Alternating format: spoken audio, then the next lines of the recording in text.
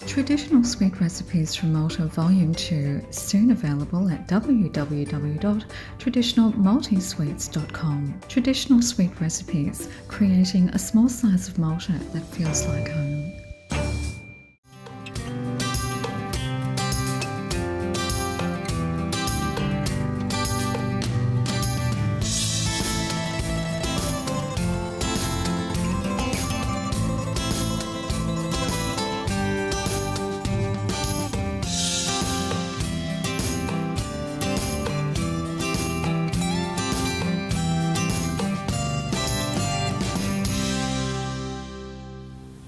Jiena Marlene Scicluna nagħtikom merħba għal dan l-aħħar programm tal-5 ta' Ġun ta' Maltese DownUnder, programm kulturali mill-belt ta' Melbourne.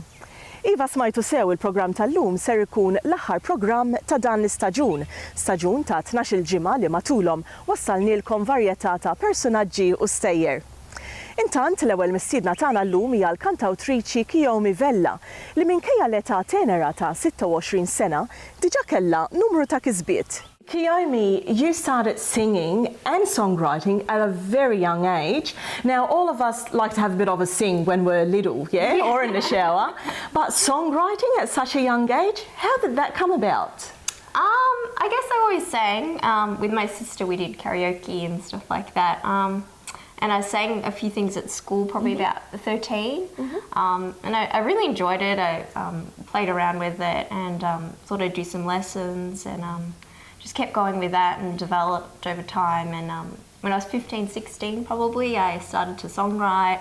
Probably pretty basic at the start, but you know, as life goes on and you get more life experiences and everything, just kind of grew from there and experimented and find which places I liked to kind of go. And I suppose when you're performing your own song, something that you have penned yourself, it makes it much more different to performing a song that was written by someone else. Yeah, it's really great singing songs by other people because there's so many amazing songs out there. So that's really cool. So you just kind of find your own meaning from it in someone else's song, but your own song, you've made it yourself and it's from a life experience. So it's sort of, it's a different thing and it's really quite cool. So if we call singing and songwriting two mediums, which would be your preferred medium? Probably the songwriting thing. It's really cool to write something that you've never heard of and no one's ever heard of. It's a brand new thing. It's like inventing a new, I don't know, invention thing. But yeah, it's cool and you can make your own sounds and make it, I don't know, exactly how you want it. And yeah, so it's very, very cool. So what inspires you when you're putting the lyrics together? Lots of different things. I guess life experiences and I watch a lot of TV shows and movies. You get heaps of it. You just get into an emotive mindset. Like if you're watching something really sad and like a breakup-y thing or just a, you know, even a really awesome, gets you like, yeah, let's do this kind of movie or whatever. You can just write a song from that. You just pull these emotions from places and put your own spin on it, I guess. And I suppose the older you get, the more experience you have in life, and then the more you can sort of vent that into your lyrics as well. Yeah, definitely, yeah. How did you find your genre in music? How did you pinpoint that moment and said, this is me? I guess I love pop music. I, you know, grew up with it, listened to that on the radio and stuff, but as I sort of write my own stuff, I liked experimenting a bit more and finding just cool sounds and what I felt was right for the song. It's all about what you're writing and what feels right for that specific song, and it changes from song to song as well. And like I love Kimbra and Feist, and I guess I sort of pull things from that, just flavors and stuff that I like. So. Now you've got a single that's out at the moment and it's called Sugar Dreams. Tell us more about Sugar Dreams. Sugar Dreams, I wrote it, I'm not sure, maybe a year ago or a couple of years ago. I guess it's about sort of the struggles of being a dreamer. It's a tough job sometimes. It's hard to keep yourself, you know, keep going. It's a hard industry, but I guess, yeah, it's about just pushing through it and because it's an amazing thing to be able to do. It's a really cool thing to make your own music. So yeah, it's about that. It's got some really cool sounds. Nick Colonnay, the producers, we've paired up with him, and he's done some amazing things. I'm very, very lucky. He's really, really cool. He's a great guy too.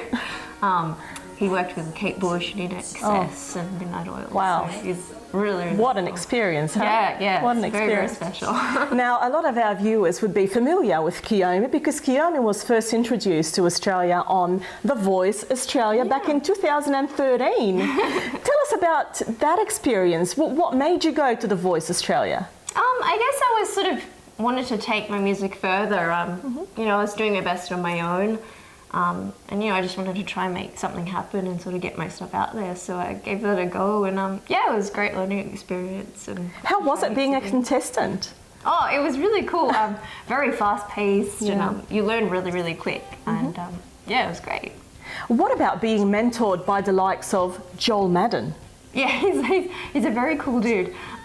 Yeah, he's fun, and you know, he's got so much experience. So you take so much from what he's done, and yeah, it's great. And obviously the other judges, I think, had an input as well in your whole experience. Like there was Seal, my favourite artist. Oh, really? Oh, yeah, he's great. Very envious. Yeah. Delta Goodrum and Ricky Martin. How was that? They were all really, really fun. Delta's lovely. I found her really nice. Joel and Seal were very close, so we got to hang out with both of them a lot and go to dinners and stuff. And he was playing me like Kate Bush stuff, and yeah, so that it was probably his idea to say, "Oh, you should sing a Kate Bush song." So. And I'm sure you did. Yeah, I did. Running Up That Hill, which is one of my favourites on the show. And one of mine as well. Speaking of one of your favourites on the show, what would have been your most satisfying performance on The Voice Australia? I love that one, and I think it was the last song that I sang. So I was really like I felt that song. It was really good to do, and I love the Bjork number as well. That was fun. And what have you taken away from that experience? You know, just push yourself and you can do it, I guess. It's, yeah, it's a lot of fun.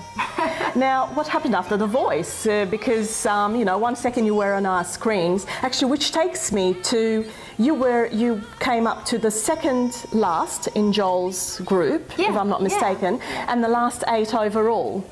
So take us back to that moment when you realised, okay, my voyage on The Voice Australia has ended. Take us back to that moment. Oh, it's all, you know, you did it, you have fun, you go as far as you can go, and, you know, you get to play around with the songs that you like and learn heaps. And it's not like it's like ending, it's like, oh, but... It's ending, but a new beginning as well, that's it. Yeah, you can go do your own thing and do whatever you like and discover your own sound and release your own stuff. So what did you do after The Voice? I think you went on tour?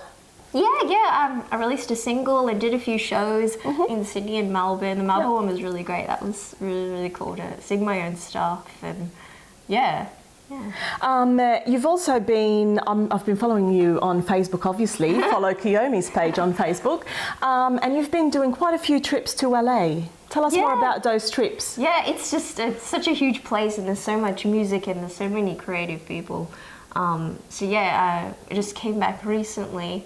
And we made a music video for a new song that'll be out in the new year, I think. Okay. It's a really cool video. I'm really happy with it. I think it's going to be great. Everyone worked really great together. It was a great team, and yeah, I think we made something really special. So it's like professional development as well. Your trips to LA, yeah. Yeah. Meet heaps of different people and write with new people and.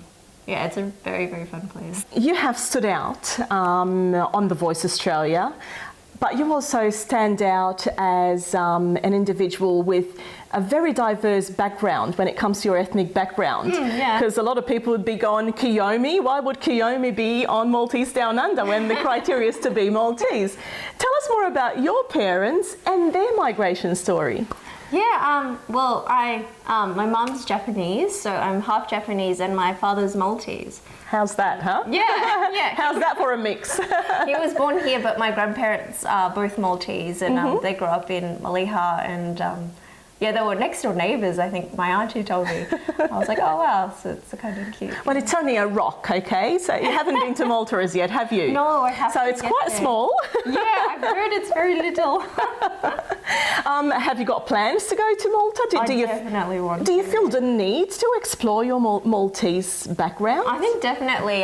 My auntie's been, I think, a couple times, and she's really discovered our roots there. And my grandpa was in a clarinet band. Like he played clarinet in a band there. I think there's lots of bands. Yeah, there are. Yeah, in Malta. Every village have a band. Yeah, I heard that. It's really cool, and there's just like special places that are a part of like our family heritage. So you do have a musical background. Yeah, I guess. There you go. Yeah, It's the Maltese background. That's it.